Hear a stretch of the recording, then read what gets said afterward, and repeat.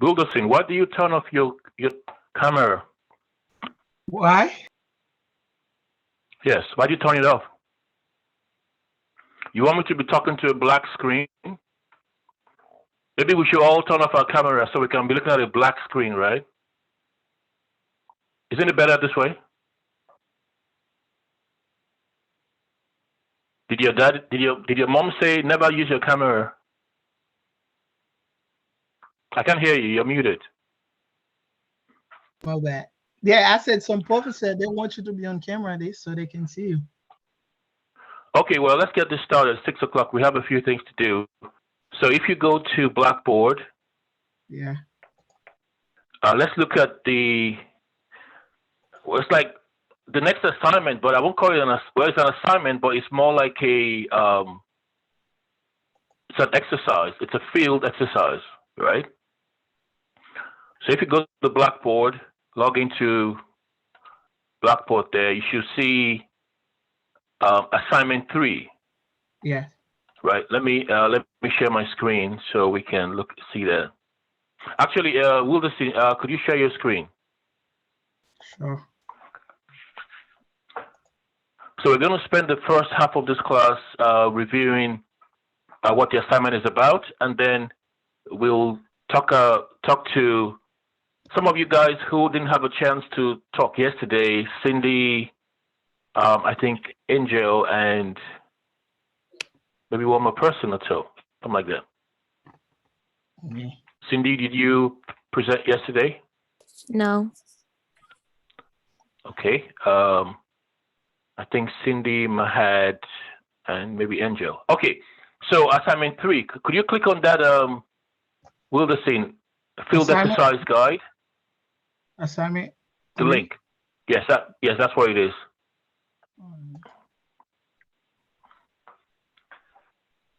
That's all the assignment is. It's a field exercise. Yeah, I always have problems opening it. You always have problems opening it? Yeah. Why? I always have to download the file. Yeah, you have to download. It's a Word document. Yeah, what I'm saying is always open a new browser. Yeah, well, ever since they updated Blackboard, I don't know, for some reason that's what happens. Okay, so could you read this out to us? Tell us what's there. Actually, you know what? Don't worry about it. Let me do it myself. So, social engineering. So this is like it's a field exercise, right? As a security professional, one of your jobs, right, is to get information about the company you're working for. So you might have a client. So you have your client says, look, we're giving you this job. We want you to come in as a penetration tester, right? So you can go in, as, with the black box model, with the gray box model, or with the, with the white box model, whatever model you feel, based on your discussions with your client is, most beneficial. So your job is to try to secure information, right? And that's also what hackers, right, and attackers try to do to a company when they want to break into the company, right? They try to get information. This is all in the area of social engineering, right? We'll go to the book in a second. Let's just go through this. So what this exercise requires you to do, right? There is a table we're going to look at in the book on page 101. So basically, if you scroll down a little bit there, So there's like 2 templates, right, that you're going to complete. There's a template for a company and there's a template for individuals. Basically, your job is to look for information. If you look at the very top of that document, it says in red text, could you scroll up just to the very top? Yeah. It says, do not make contact with any individual. Don't call anybody. Don't talk to anybody. don't email anybody, right? You are going to secure or look for information without having to talk to anybody, right? You're going to use the skills we're going to discuss today in getting this job done. So you're not going to call any company or talk to somebody or email somebody or send them a text or anything. No. You are going to go in with some other skills and techniques, right, where you grab information about a company or an individual without having to talk to them, right? So we're not going to be talking to anybody because some of these things might be legal issues. When you call a company and say, oh, I want to get some information, you might, there might be some issues there. So we're not going to be talking to anybody, okay? All right, so the first part, there's kind of like two sides to this task. The first task there, you're going to complete that template. We're going to look at a template in a second. You obtain 70% of the information in the template from a completely random company. Completely random. So let's say you have a company in your neighborhood, or you find a company online. Let's say this company sells shoes, right?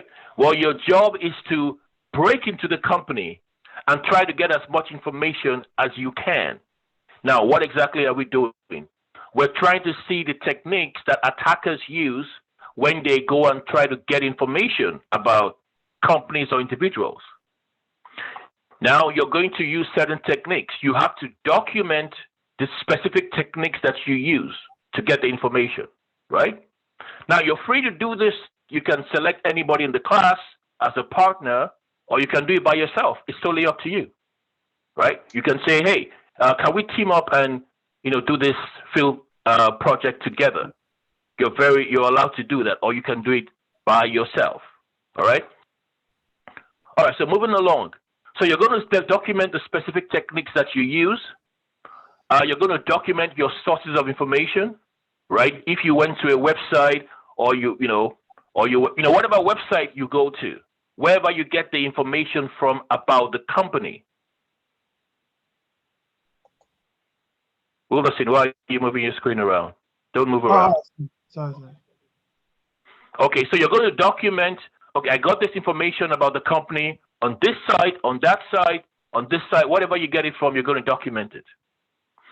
And then you're going to document failed attempts. Maybe you try to go to this website and you didn't get anything from there. You're going to record, that information, or you're going to have a record of that information, so to speak. Okay. Now the second part, if you scroll down, it's kind of a little bit modified, but the second part there, this is about an individual this time. So the first part is about a company. You're trying to get as much useful information, right, about a company. And then the second part there is social engineering related to an individual. So you're trying to break into the life of an individual, right, by collecting as much information about them as possible. It could be any random person. You're not going to call anybody. You're not texting them or going to meet anybody physically. It's all going to be techniques that we discussed today, right? So you obtain all the information in the template about a completely random individual. Same thing, you document the specific techniques that you use, you document your sources of information, and then you document any failed attempts. Every attempt you tried on this side or the other side, you got to record everything. So we're going to come back to this in a second. Let's go to the book. I'm going to share my screen right now.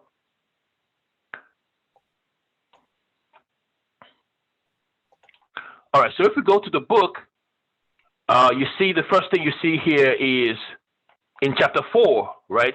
Chapter 4 is a lot about footprinting and social engineering. So this exercise is mostly, it involves footprinting also, because when we look at footprinting and you say, well, what exactly is footprinting? If we go to the summary of the chapter, we can see right there, footprinting. Footprinting is the process of gathering network information with web tools, right? So in this case, we're not focusing on footprinting because we're not dealing with, network information necessarily right now. We're going to do that in a different exercise, right? What we're focused on right now is we're going to come to that. Step 2 here, the second part. So this is kind of like part of what we're doing. Corporate information about a company can be gathered by using competitive intelligence gained through observation and web tools. So there's a lot of resources online, right? A lot of resources online that you are going to use to gather corporate information about a company, about individuals who are completely random. You may or may not know them. Most likely you don't know them. You're trying to gather information just like an attacker will do, using the skills that we're discussing in this class. All right? Let's go on there. So right here is what our main focus is for this chapter or for this exercise. Social engineering is the ability, right? The ability to use an understanding of human nature to get information from unsuspecting people, right? You understand human nature and you use that understanding to get information from people who are not suspicious of it. So here's my first question. Describe the average unsuspecting person. If you are going to do this exercise, what does it mean by unsuspecting people? How would you describe that? Wilderson, let me go back. Let me stay with you.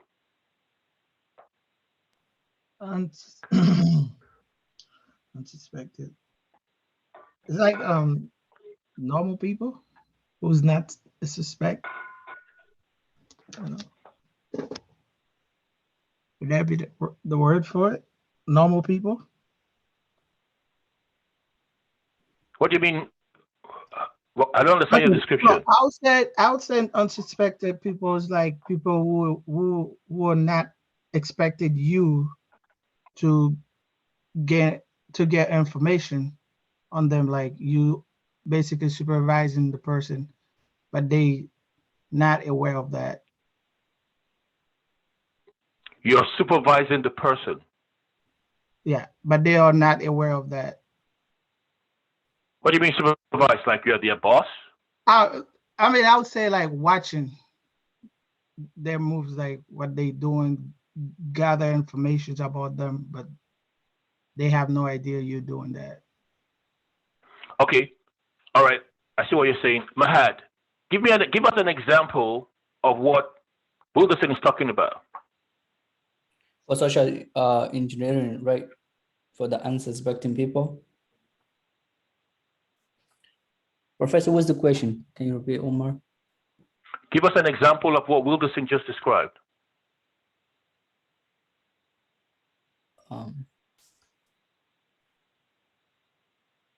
I didn't hear him correctly, Professor. Sorry about that. You didn't hear him or you were not paying attention. Which is it? I wasn't paying attention.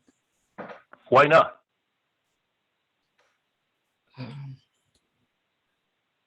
I don't know. I'm not doing anything else, but I was listening, but I didn't hear him at all. Okay, Wilderson, could you say what you said again? Yeah. Describe unsuspecting people. I said that unsuspected people, I'll consider that as someone, like, let's say you watching the person, they don't know if you're doing it. And now for definition, it says like something that's like someone who's present, but all right. So like I was saying, it's like watching someone and without their knowledge. your Without their, okay, you're watching somebody without their knowledge because you're trying to get something from them, right? Without their yeah, knowledge. yeah. Okay, so Mahad, give me an example of, something like that. Somebody who may not be paying attention and you can get something out of them, some information. Just give me a random example. That example would be someone you're working with that he's doing something on his laptop or his computer or something like that, and then you're install something. Well, he didn't even know about that, I think. Say that again. Okay. Remember, we're talking about social engineering. Your point is you want to steal information. You want to get information that you shouldn't actually get. You're trying to use some kind of a technique, right? Yeah. So you're not trying to be friendly. You're not trying to, or you might try to be friendly, but your whole purpose is I want to get information that ordinarily I wouldn't get. So give me an example of how you can. You said somebody's using a laptop and you install something. Is that what you said? Definitely, yeah. Without his knowledge, you can install something. All right. So how do you install something on somebody's laptop without they knowing? I mean, it's my laptop, right? So how would you do that? If I have a laptop, how would you install without me knowing? How exactly would you do it? Probably sending him if I have like his email or something like that, or through the Bluetooth, I can send him a link that he can click so that I can access his laptop or his computer so that I can get the information I want from him. Okay, so how do you make sure that this person is going to click on the link? That's another issue there. So if they ignore, I won't be able to get his laptop. All right, so I want us to think of an example of somebody who is not suspecting you, but somehow you're able to get information out of them. You see, that's what this class is about. Thinking of practical examples of how an attacker will gain information that they shouldn't be getting. Yeah.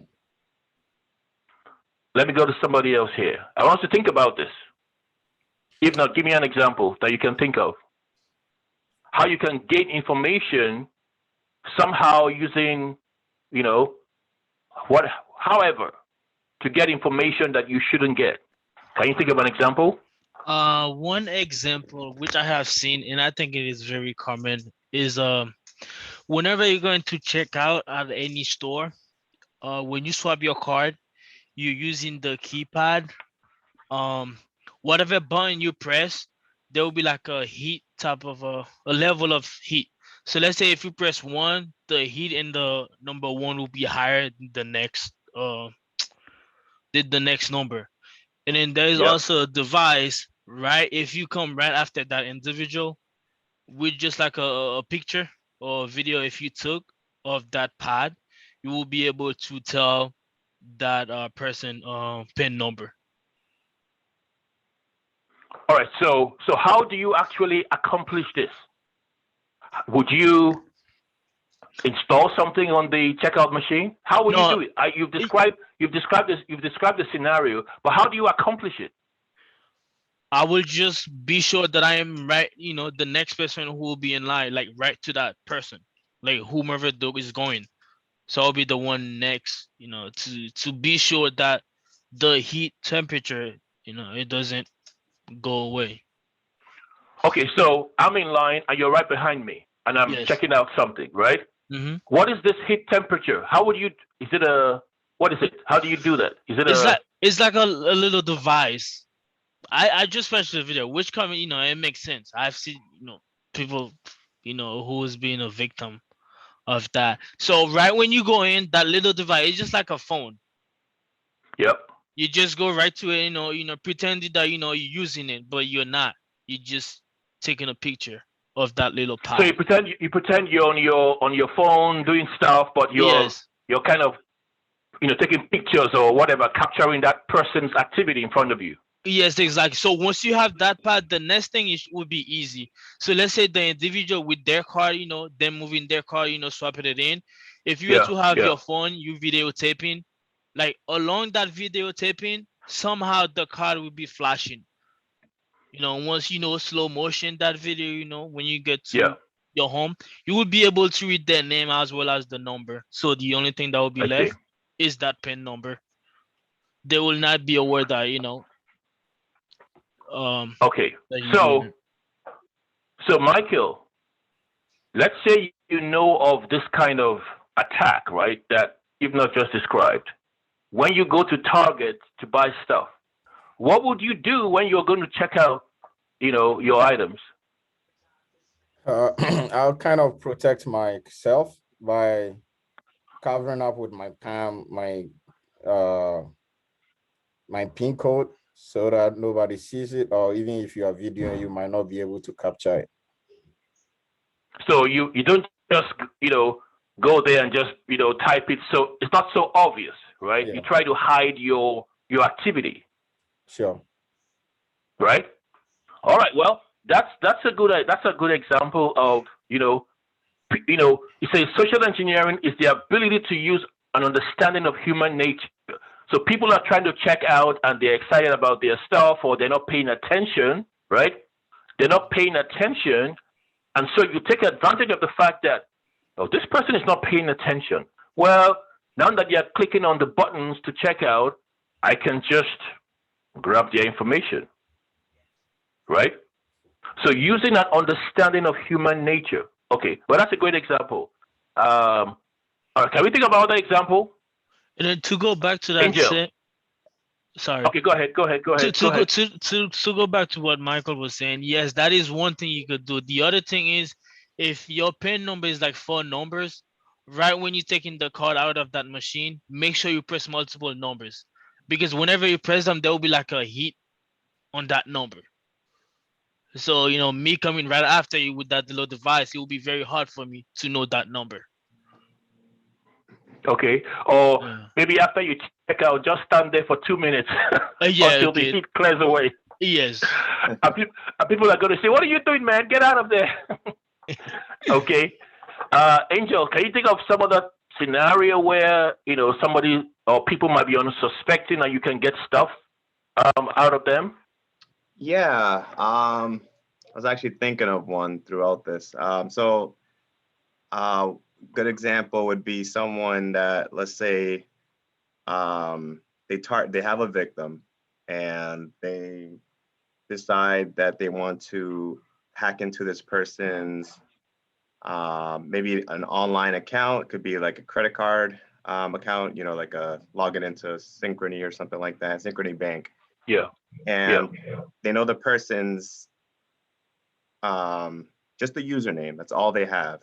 Maybe they saw the person using it in a coffee shop, even though that's not secure for the person. But they're unsuspecting. They're just using it, and then they see that, but they can't see what the password is because the password is protected, right? Yeah. So the person later on, the hacker, I should say, tries to get into the person's account, and he doesn't know the password. He tries, very common passwords, doesn't work.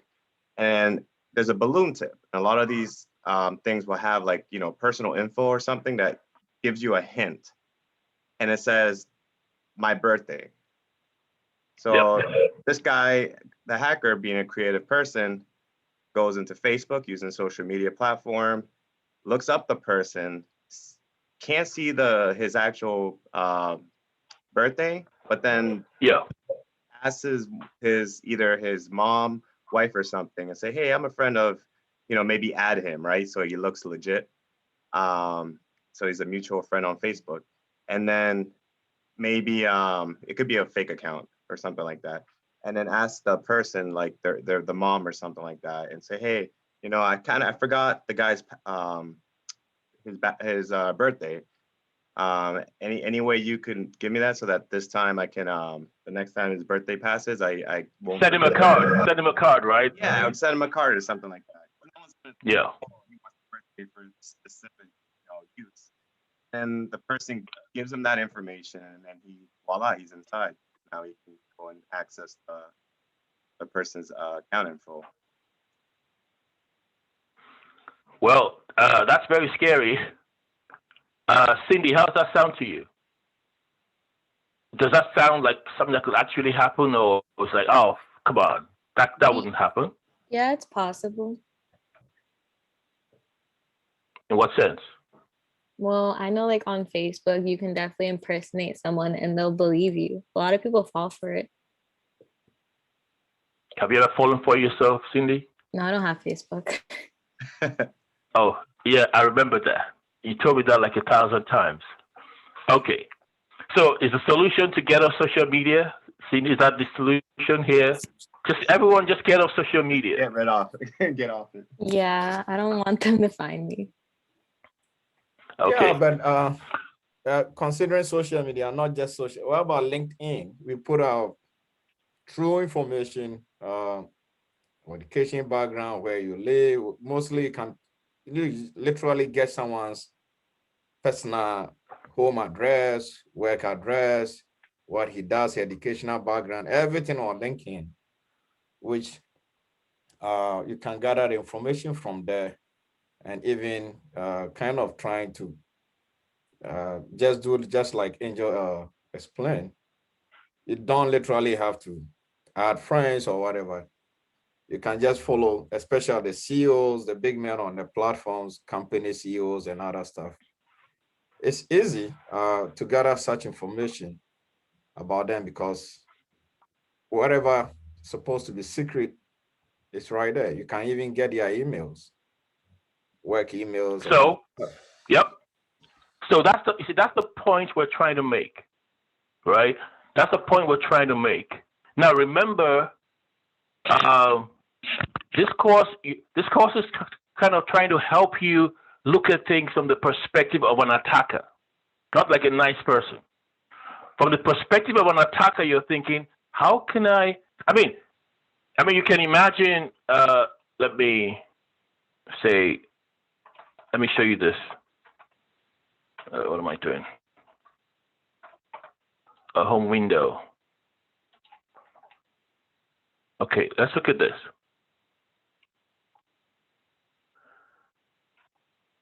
What?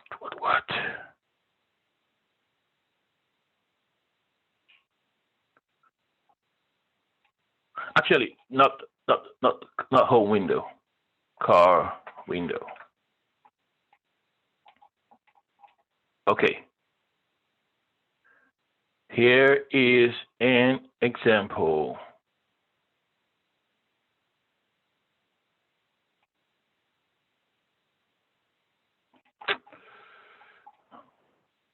Let me just do this.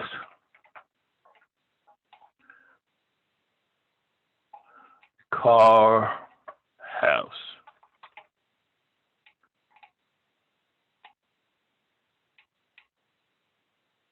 All right, well, let's just use this. I can't seem to find something better. So let's just go with this. All right, so Cindy, let me go back to you. When you see this picture, what comes to your mind? Just describe what you see. They have a lot of money. Oh, they do? Yeah, all those okay, they have a lot of windows. money. Okay, all the windows. Okay, what else? They care about the environment because they have an electric car. Okay. What else? They probably like to host parties because they have a nice front yard with seats. Okay. Any other thing comes to your mind when you look at this picture? No, that was it. Okay. That's a good one. Yu Yang Lee, you there? Yes, I'm here. When you look at this picture, what comes to your mind? Cindy just said a few things. Now, how about you? What comes to your mind when you look at this picture? I think there is too many windows. Too many windows. Okay, too many windows. What else?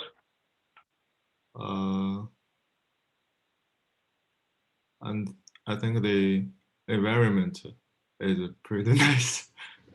You know? Pretty environment. Okay, yeah. Very good. Surafel, when you look at this picture, what comes to your mind?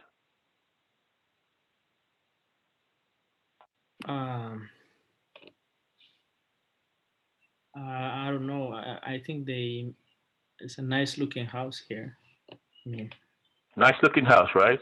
Like, yeah, how much is this house going to be in Boston? uh, yeah.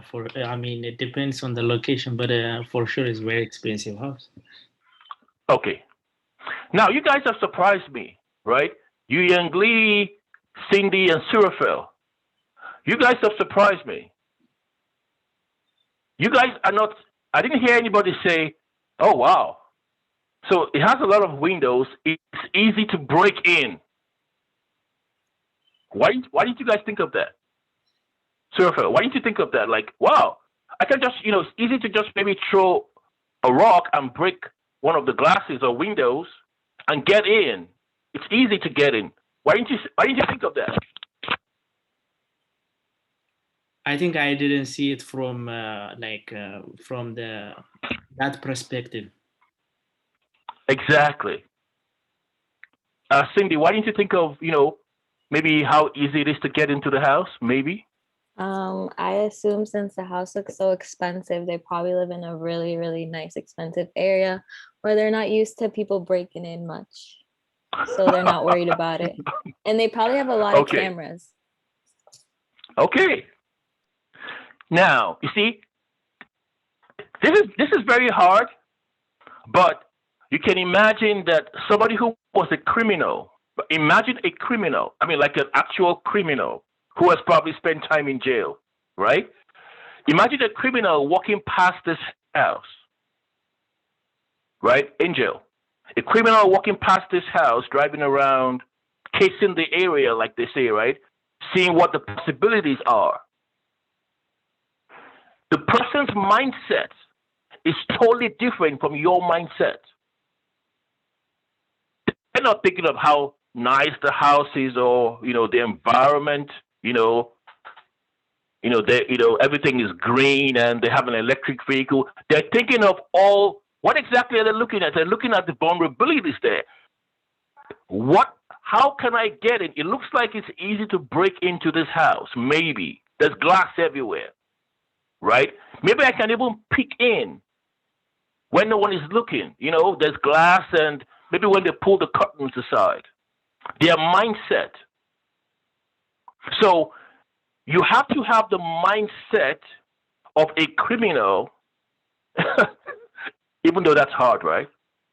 You have to think like a criminal thinks to be able to be effective against a criminal or against criminal behavior. So in a little sense, in this course, we're trying to make you guys be effective security people by understanding some of the techniques, or should I say, just seeing things from the attacker's perspective. So an attacker looks at this house, they are looking at how they can break in. The many opportunities that exist for them to break in. Like Cindy said, oh, this guy's probably living in a safe neighborhood. They don't care about people. They've never had a break-in, which is exactly what an attacker needs. People who don't expect it. They probably leave their doors unlocked, right? Maybe the sliding doors are all unlocked because it's a safe neighborhood. So a criminal thinks about going there to do some bad stuff. So let's go back to the book. So this is part of the exercise you guys are going to be doing, right? This activity is okay. Right here, the next part here says social engineers.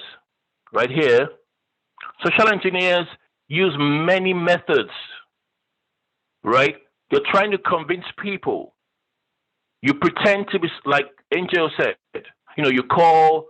You go on Facebook and you figure out, based on a few different types of information, maybe you can somehow message this person's friend or mother or somebody. Because, like Michael said, all the information is out there on social media. So you can make the connection and, message somebody like, oh, I'm a longtime friend of Bob. Bob went to Chelsea High School. Which is true because it's on social media. You're like, I've lost touch, I mean, can you help me out with his birth date again? We always exchange greetings, but somebody who is unsuspecting will just say, oh, wow, this guy must know Bob. Of course, Bob went to Chelsea High. So you're trying to convince people, right, to give you information. You're pretending to be something or somebody you are not, right? Give it the impression, somehow using some kind of trick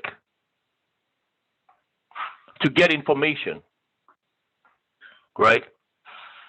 Now let's go into the chapter and see a few things that it says there about social engineering. We're going to skip some of this part. We're going to come back to it next week. I want us to just get focused on what we want to do this week. So let's go here. All right.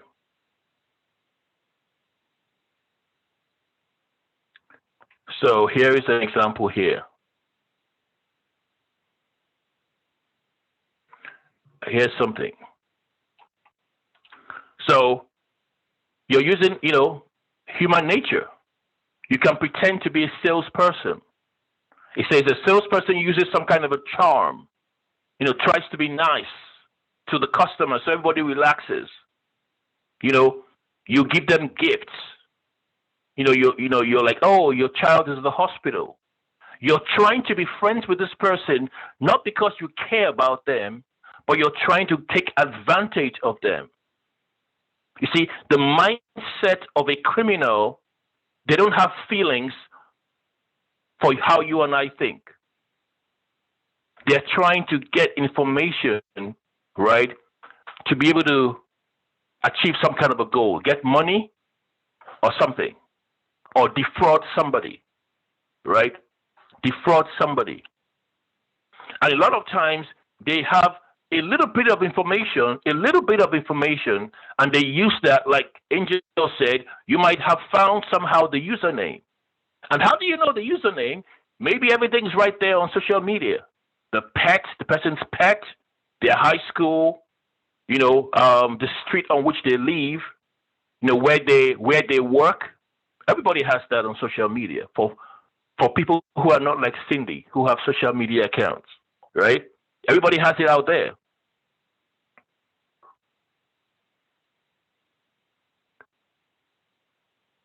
So if you look at this section here,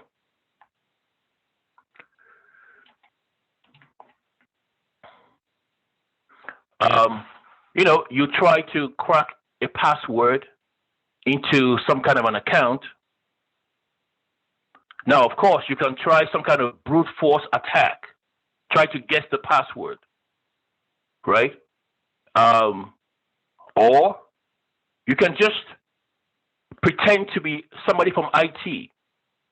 Now, if you go to an office and say, I'm from IT, people don't generally ask you questions. They're like, oh, sure, you can have my computer.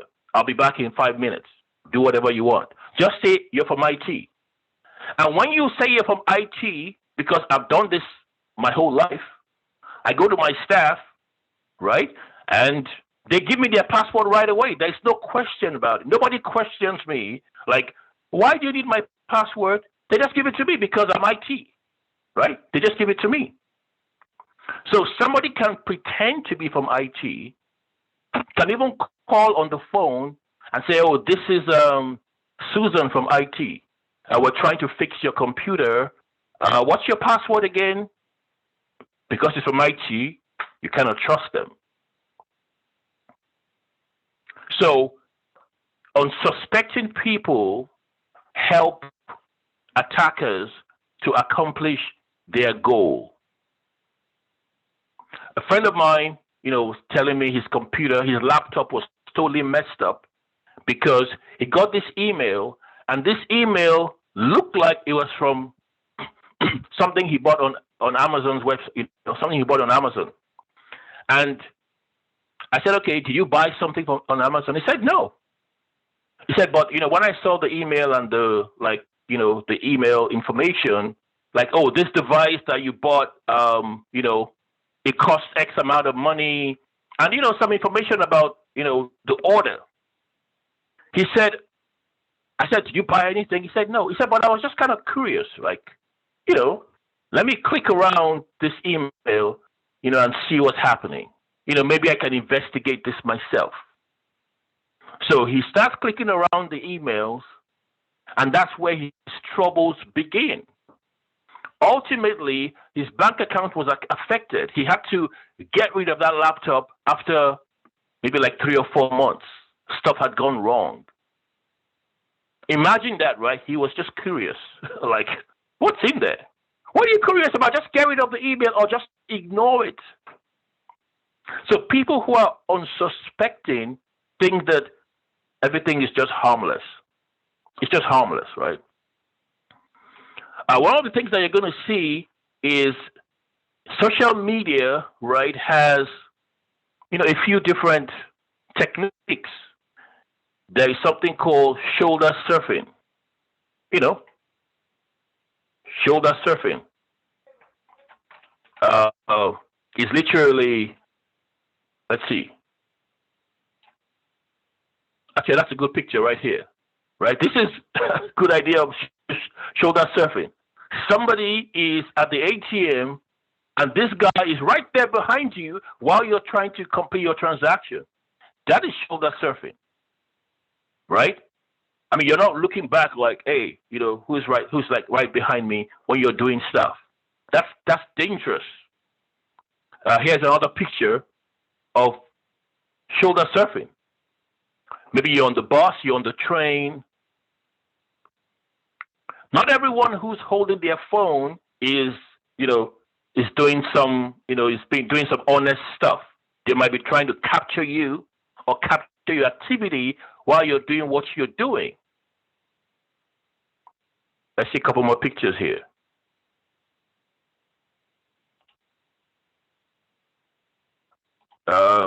Let's see. Yep. All kinds of examples of shoulder surfing. People are doing stuff and somebody's right there behind them. Okay? Shoulder surfing. Yep. People on their phones. And, this guy in a shirt that looks like mine, right? Quite a coincidence. Might not actually be looking at his phone. He might be looking at this lady's phone, but he's pretending to be on his own phone. Right? Shoulder surfing. And we all do all kinds of important stuff on our phone. You got to be sure there's no one hanging around. And this is kind of what you teach to employees in a workplace, if that's your job. Okay. So, shoulder surfing, happens at ATMs, happens, in the grocery store. People are trying to spy at, look at what you're doing to gain information they can later use against you. Right? You're typing on your keyboard. A more aggressive approach to shoulder surfing might be if somebody successfully attaches some kind of a, what's it called now? Keylogger, right? Like when you type on your keyboard, the keystrokes get recorded in software. That's more aggressive. But somebody just spying around and looking at what you. In fact, when I worked on my job in healthcare, monitor screen protector. Okay, when I worked in healthcare, I don't know if you guys have seen this before. This screen protectors. Anybody seen this before? Yeah. Yeah. Okay. Yes, my phone's used it. Say it again. My phone is used as a screen protect. No, this is not a screen protector Pen, right? like that. Yeah. Say it again. It's tinted, right? Yeah, it's tinted. Exactly, it's tinted, so it makes the screen dark. So it's not a screen protector like to keep your phone safe, right? It's kind of dark, you have to be directly in front of the monitor to see what is on the monitor. If you're standing to the side, to the left or to the right side, you can't really see it. So it's not like the protector that protects your phone or your iPad. That's not what I mean. It's a protector that protects somebody seeing what's on your screen, right? Anyway, so on my job in IT, when the feds came around to do their usual renewing our license, there's a lot of, they have to check all these boxes, and all that stuff. Anyway, our monitors for customer service and in the clinics didn't have this kind of protectors. And so they insisted you've got to get protectors for the screens, because when patients come around and the patient is waiting, or maybe, patients are just kind of looking at the screen while you're doing stuff, they might be seeing information they shouldn't be seeing. So we had to get these protectors for all the customer service screens, right? Social engineering, somebody can come and pretend to be a patient. And of course, when you go into a healthcare institution or you go into a hospital, into a clinic, everybody's welcome in the clinic. Nobody's going to ask you, why are you here? You can be a patient, right? So, and it's a public area. So somebody comes in pretending to be a patient, they might just be trying to snoop around. Can I stand there and see what, the customer service people are doing? Trying to snoop around. And now everybody has their phones. It's very easy to take pictures of everything.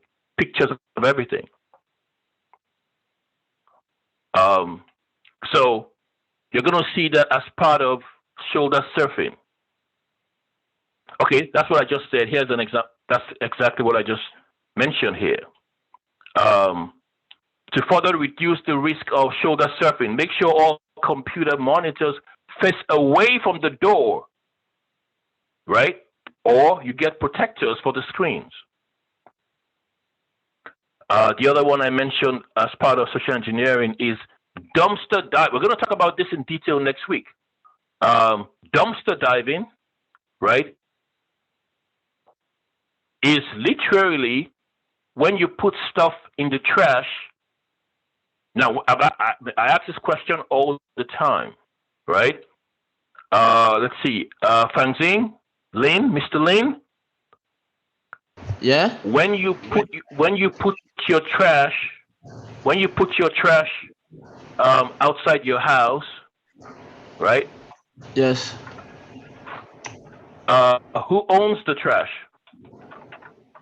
When you put the trash on the what? No. You see, who the government on clean? I don't know. Okay, well, the government, the think cleaners. Yeah. Well, when you put your trash on the sidewalk, anybody, it belongs to anybody. Anybody who wants can go and get it. Yeah, so it doesn't, when you put your, go ahead. Because when I put a trash, so I think there is nothing matter, so I just don't care about. So that's why I don't know the government take care on cleaning. I don't know, because every day the morning, the second day they will dismiss. So I don't know. But that's why. So the point is, once you put your trash on the curb, anybody can take it. It belongs to anybody who wants it. So whatever is in that trash, right? If it's important stuff, imagine if you cut your credit card and you put it in the trash. Anybody can take the trash and try to, put together the credit card and figure out what's the credit card number. Yes. Right? You're right. For example, look at this picture here, right? What is this? Do you see this picture on my screen? Yeah, I see. What is in this box? It's like the war photo on some like the information. Yeah. If they have a company. Exactly. That might be for a company or a business, right? And you put all this, in the trash, Well, somebody can take the whole box and go to their house and say, hey, what can I find in here, right? Yes. Surafel, Oh, yeah. Got it. Surafel, what do you think about that? When you put trash out there, is this a dangerous thing, or is like, oh, doesn't matter? I mean, well, if you suspect like some people are watching you, you shouldn't be like throwing away randomly. So if you suspect that people are watching you, what if you don't suspect that people are watching you? You can just leave it out there, right? Like nobody's watching? Yeah, still like something that's sensitive information, you shouldn't be leaving outside. Like, for example, you get a lot of mails that has your name, address, and everything. So those mails, they still have to be like I don't know, they shouldn't be just left like that. Okay, so that's all part of social engineering, right? People can use, I mean, if you, for example, if somebody discards, look at what it says here, computer manuals or hard disk. You know, when I was on the job, you can't just throw a hard disk in the trash. It's actually illegal, right?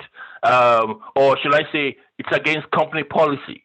Let me not say illegal, but against company policy for you to put the hard disk drive in the trash.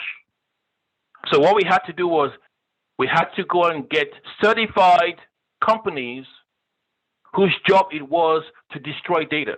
That's their job. And they're certified by the government.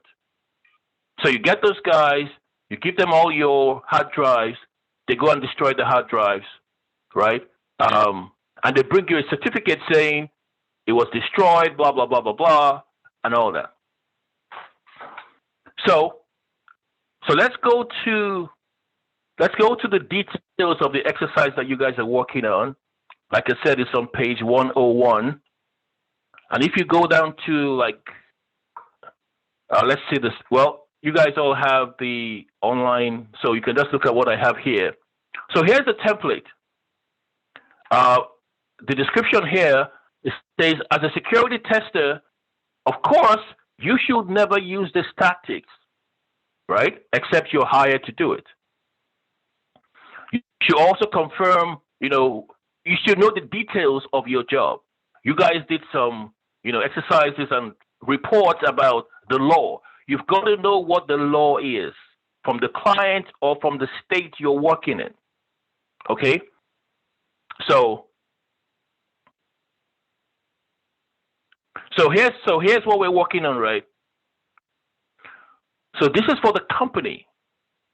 Like I said, it's a random company that you choose. The goal is you are thinking as a criminal. You are not thinking as Angel or Michael or Cindy. You're going in there as, I want to get information that I can use to break into this company. Right? So for the rest of this week, you have my permission to think, should I actually say this? To think like a criminal. It's part of the class. All right. So you want to get the company name, the address, the telephone, their website, primary contacts. Who are the people there? Primary contacts. You're looking at their address. Where are they at? Who are their partners? Maybe you can use the information to gain access to their partners, right? Job postings. Sometimes their job postings gives us some information about them, right? You go on Indeed.com or you go on, all the different job sites. Go on Craigslist. You look for temporary employment availability. That's a good way to find about a company, right? They want to, they're hiring, so maybe they can give you some information. Who knows? You want to know about the people. Okay, so the second part, let me see here. Yeah. So like I said, there are two sides to the attack, right? So the first one is about a company, and the second part is an individual. if you go back to that document, you're going to see that, let's see here. It says the first part is for the company, a random company. The second part is for a random individual. Okay? So for the individual, you want to get information. You know, where do they work? What's their position? You know, what social media do they have? Right? Who are their BFFs? What are their hobbies? Who are their friends, relatives? What kind of social habits do they have? Are they political? Are they, you know, do they have, you know, memberships of associations? Whatever. You are thinking as a criminal, looking for information to use against your victims. Right? So when you're done with this exercise, you want to present information that can be used to victimize people.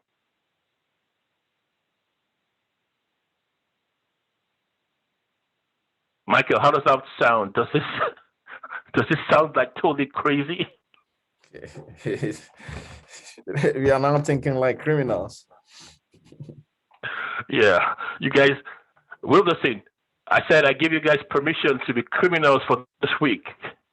How does that make you feel? I don't know, if we get caught, we, you know, it doesn't.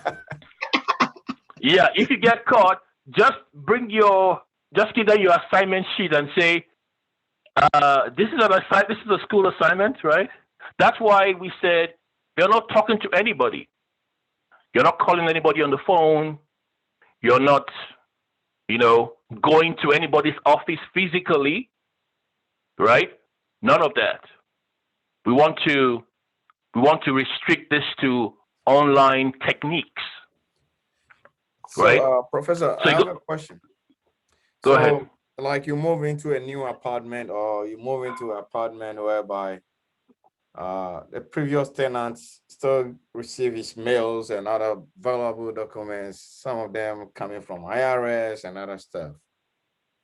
Could that be considered as a social engineering, or that would be impersonation of stealing someone's like identity to impersonate like the person? Well, when you get the information, what do you do with it? You said you're moving to a new apartment, and then you know the old mail is still coming. What do you do with the information, with the emails or with the letters when you get them? Michael? Use them. Yeah, so if you just like we are the assignment says, let's say I'm a hacker or a bad guy, Yeah. I will use them. I might respond to IRS. No. What I'm saying is, are you asking that when you move into a new place and you get other, you know, the previous tenants' letters, that is that social engineering? Is that what you're asking? No. And you kind of use that information, let's say, to fit into this assignment. Is that considered as? Oh, absolutely. Okay. Absolutely. 100%. All right. So, I mean, you can do that, you know, within the confines of this assignment, but as long as you're not making any physical contact with the person, you know, don't say, oh, I got your mails, but I'm opening everything up to do an assignment. Never, don't do that, right? I mean, you know, this class is being recorded, right? So I would tell people, I want them not to make contact with any persons, right? Okay. So, yeah, I mean, that's what we're doing, right? You can, I mean, you can do dumpster diving. It's part of this exercise, because anybody's trash out there, it's anybody's trash. That is totally fine. But don't call somebody, don't go to their office, don't make any physical contact, right? So you're going to fill out that, you're filling out the template for the company and the individual. Like I said, you're free to pair up with anybody in the class if you want, or you can do it by yourself. You know, it's totally up to you guys. If you're going to do it with somebody, just have both of you, or, you know, everybody's name on the report. So you come out, so you create your templates for the two jobs, and then, you know, you go and do this exercise, right? Like I said, you're looking for information that's going to help you ultimately victimize a company or an individual. So make sure, like the movies, right? Imagine you're being paid to do this bad job, right? Well, you got to do a good job to get paid. Angel, you want to get paid? Get me some useful information. You know how they do in the movies, right? Professor, I have one question. Just so I understand that new assignment, do we have to use this template right here and then also Yes. write about how we get that information, right? Yes. So you use this template here for most of it, and then you just, include some information about, what kind of techniques did you use? Okay. If you have some extra information, what information did you get? How can you, how is this going to be a successful, how is this going to be a successful social engineering exercise, right? Okay. Document your sources. How is this going to be successful? Based on everything that you got. Okay. Yeah. So that's what we're trying to do. Go ahead. Can you go back to the template? Template. Yep. Okay. So is the company part the first part, and then the employee is the second question?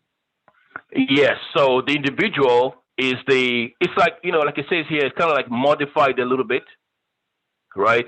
So use the individual part going from people, employee, blah, blah, blah, for the individual part. Yeah. So I guess the answer is yes. Oh, okay. Makes sense to me now. Thank you. All right. Any other questions? That's all we got on this. I want us to continue the review for yesterday. Some of you didn't have the chance, to present your papers. So, any more questions about this assignment here? Okay. So you're going to present your findings on the next class, which is on Tuesday next week, right? Sorry, on Monday. Right, on Monday. We're going to review on Monday. And then we'll probably finish up the chapter on Tuesday. All right, so that's the assignment. Okay, so who's going? So you guys log into your Cengage and pull up your write-up. Cindy, let's have yours. And then share your screen and tell us what you wrote about.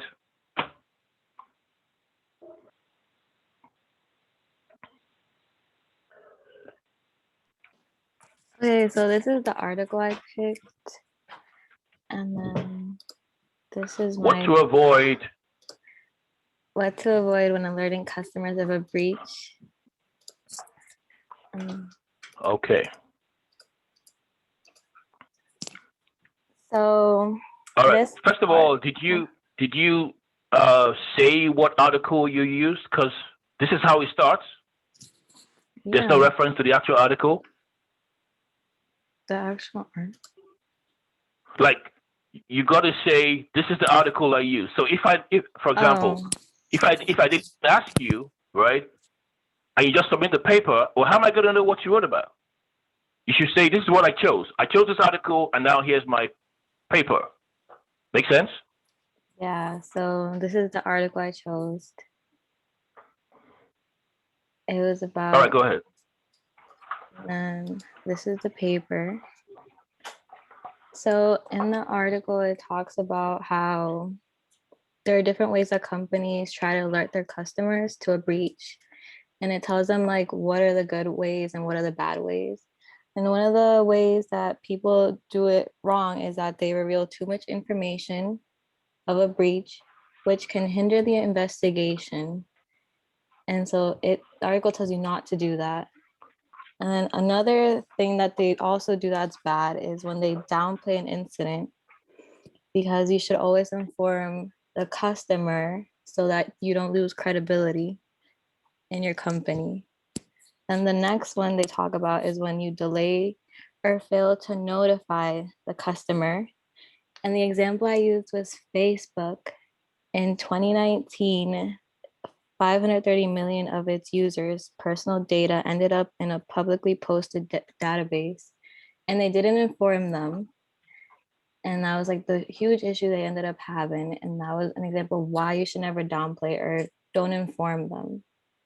And then I added an example. So question for you before you go ahead. Yeah. Question. So these three, I guess, responses you mentioned, is there some kind of penalty for not following these rules? Do you get punished? Do you get fined? Well, people can sue you, but you won't get fined. And this is just, so it'll ruin your reputation. The government doesn't do anything to you? The government doesn't like fine you and any of that?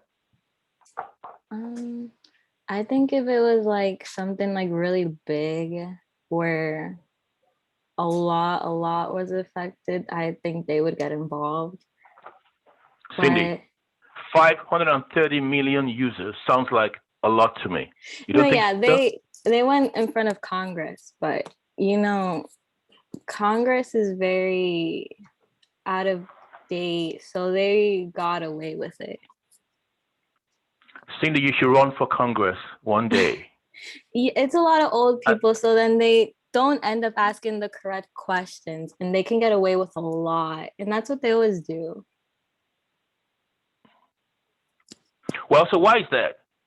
I mean, if let's say you and I stole $1 from 530 million users, like $1, right? Yeah. Do you think we'll be like, okay, you guys, don't do it again, right? Is that what's going to happen? No, with that, they would definitely go against you.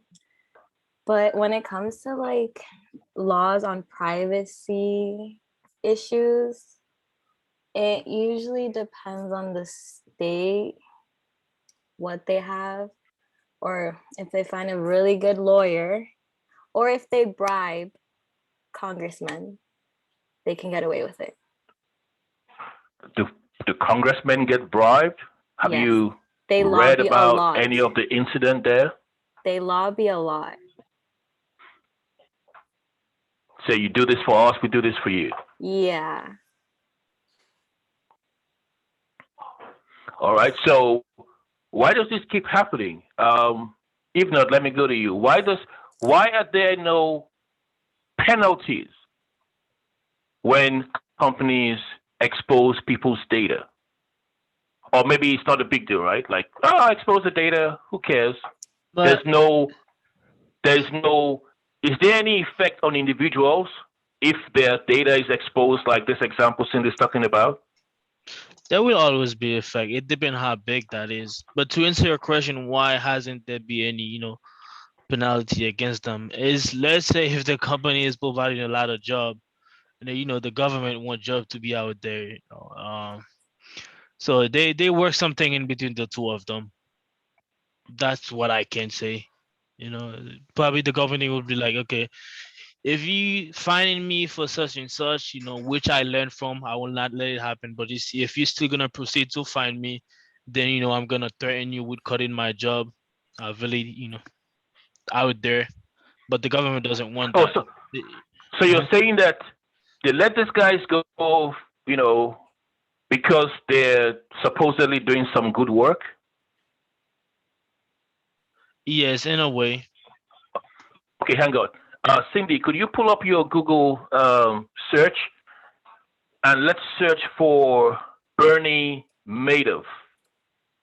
B-E-R-N-I, Bernie Madoff.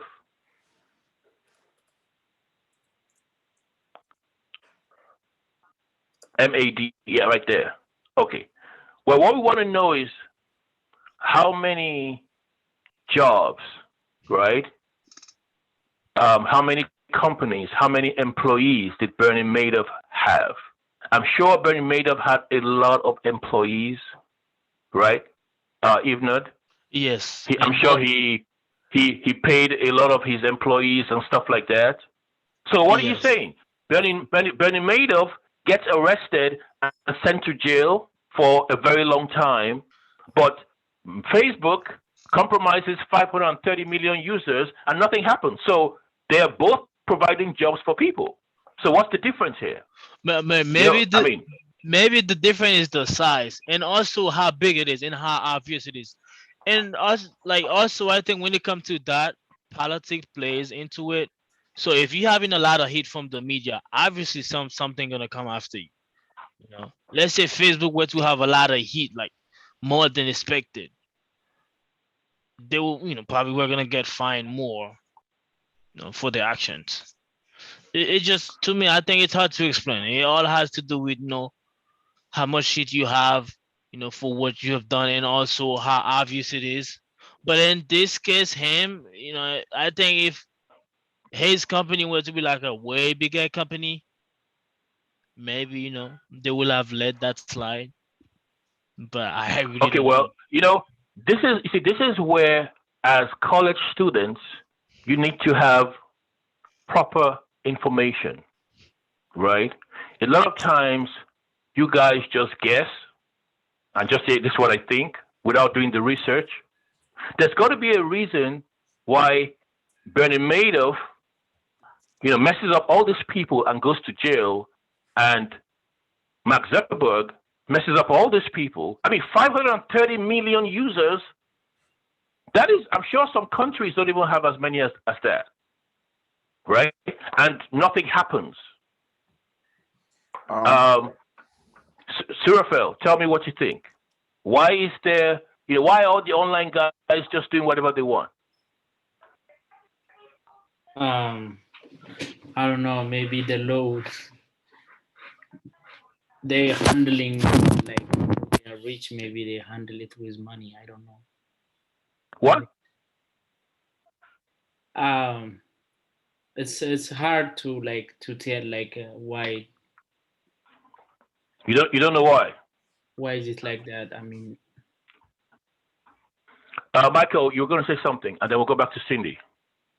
I think the intent behind the attack or behind the whole situation. So if, let's say, if his intent was to kind of swindle or kind of make all those things to make himself rich, and there was, I think one of the laws says, if you know what you're doing, or if you don't even know and your intent is to commit crime, whether international or local, you're still guilty for what you're doing. But for Facebook, so you're saying that Facebook didn't intend to harm people, but Bernie Madoff intended to harm people. Yeah, the intent. So if I'm a judge and you bring those two cases before me, those are the things I will look at. And even the law, I think the law probably might be looking at certain things like that.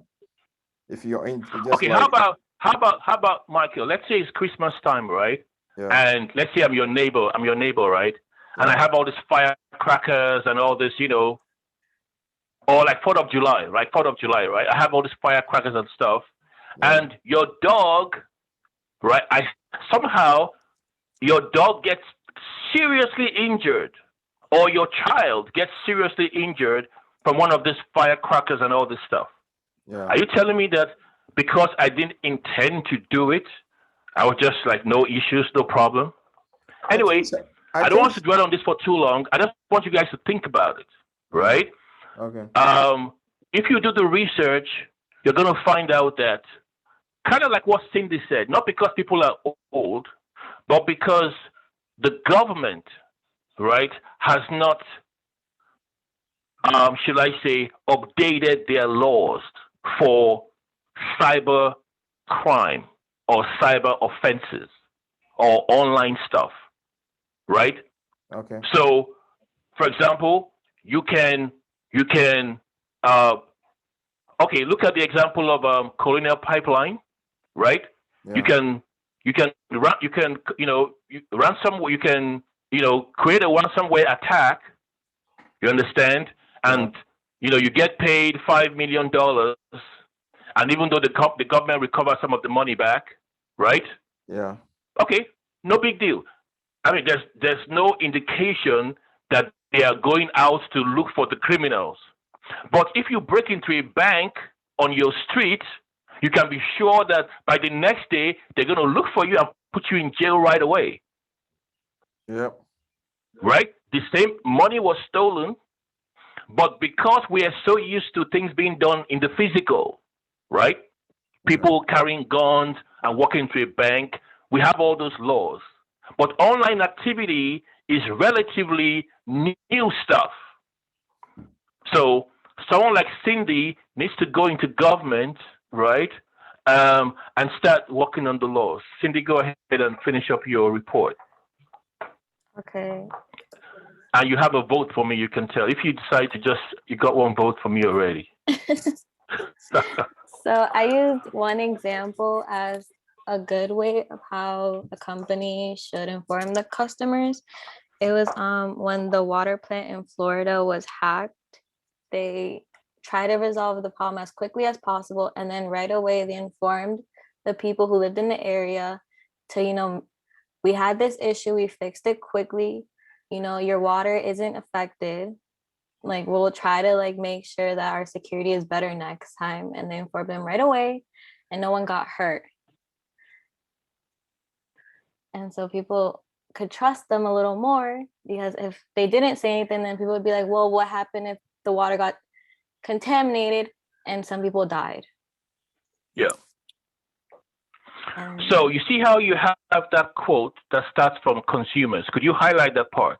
Consumers, yeah, highlight all that to the end and the name, the source. Yeah. So when you guys, in your paper, you absolutely have to have sources of info, sources, right? You have to include sources. The assignment says, do your research. So don't just say, I think. You notice that if you do that in your first write-up, you drop some points. So don't just say, well, I think, I feel, I imagine, I guess. Look for valid sources to back up your ideas and include in your paper. And when you do that at the bottom of your paper or somewhere in your paper, put the link in there. If you don't do that, you don't get full credit.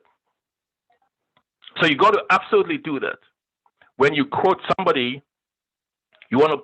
I mean, I'm not trying. This is not an English class or some writing class. But when you do a paper, you've got to include sources and tell us where you got the source from by, in this case, putting the link there.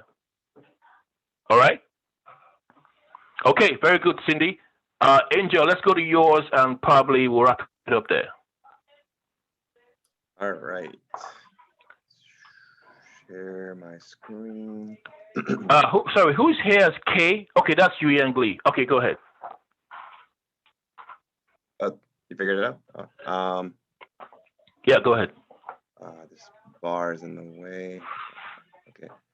So I'm sharing my 6 screen. incredible games? Huh. Oh no, this is the actual article. I don't know why this is. I thought your article was about 6 incredible games. Oh, there. What? Okay, there we go. It's weird. So this is the actual article. This is my essay. So so tell us about it. So, group of hackers was actually able to hack into Electronic Arts. It's a game company. And they did this by essentially they purchased a token on from what's it called? It's a stolen cookie, pretty much, and they use that cookie to get access to the Slack channel of EA, which the Slack channel is an application, I believe it's from Microsoft. And it's a method of communication, kind of like Teams, where you can chat, to people. So once they were in the Slack channel, they asked for IT support and was like, hey, we need they kind of did what you were talking about with the social engineering. Well, no, they did. They not somewhat. They actually did. They tricked an employee? They tricked the IT support by telling them, hey, I lost my phone, this and that. And the IT support actually provided them the token and they use that authentication token to actually access their corporate network. And then from that point, so wait a minute, IT didn't verify if this guy's a legit and all that stuff? No, because he was like, the only way you can get into the Slack channel is if you're an employee. So they didn't verify that. And that's actually something I said towards the end here, is that, you know, there are ways here to ensure that people, you know, who's requesting for information is who they say they are. Who they say they are, yeah. Because I think, you know, it's very important as an IT professional to, you know, just one or two questions, right? Like, you know, employee name, credentials, something that like defines who they are, and you know 100%. So okay, this person is. So what was the did somebody get in trouble? How did they? I don't know. How did they resolve this? You know, were people affected and all that stuff? So there was information that was taken, some data. I think it was 700 gigabytes of data, which pretty much was some source code of one of the games. And they also, that was the biggest thing, but I mean, that's something they can sell, right? Like, they don't know what happened to it afterwards. I think they're still investigating, but they, you know, and they officially commented that, you know, they were hacked and they did get data. They didn't say exactly, you know, if they could do anything with that data, but they just said that, you know, that the data was stolen. Well, that's human error. That's exactly what we're talking about, right? Yeah, my thing, you know, I wrote my interests. One, I am a gamer, but then two, part of it was, you know, you mentioned to think as a criminal, right? Now, for them to make this whole plan, you have to be very intelligent. You can't just be, you know, just common person. Like, this person had to think through the A to Z, you know, and it was a whole plan that they had, a very elaborate plan, you know, to get into the buy a token. Like, I don't know where to do that. Where do I buy stolen tokens? Yeah. And then from that point, get into the Slack channel, use social engineering to pretend to be someone to get the authentication token. So that way they get into the network. Like, that's just very elaborate, very, very smart people that you're dealing with.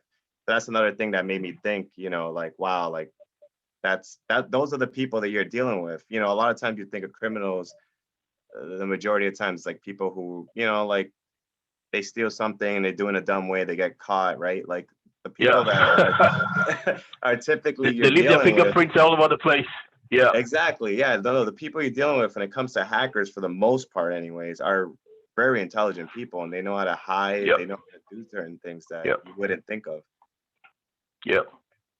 That was and for you to be able to, and that's just like what you said, for you to be able to track down and defeat, so to speak, people like that, you got to know the techniques that they use, right? You got to know the techniques that they use.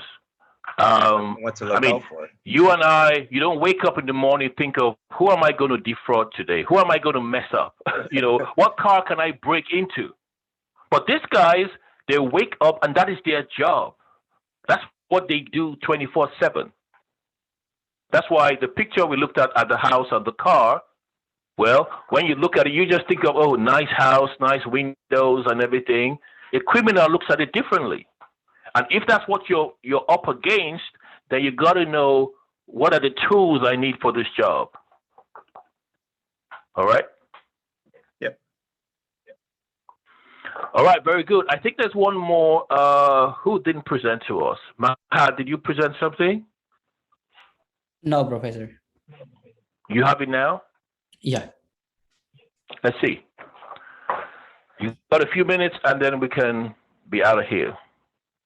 Sure. So my title here is a deep fake in AI.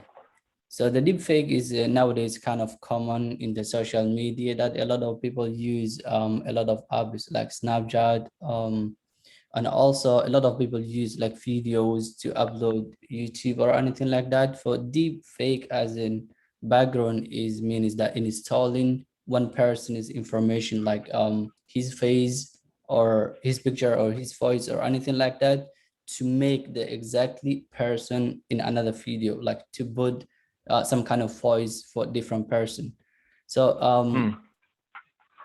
yeah, that means like installing for someone's person's his information, like his face or his voice, to make something. So it's not the actual person, but then you take their voice or you take their face or you try to mix it all up to make it look like it was actually that person.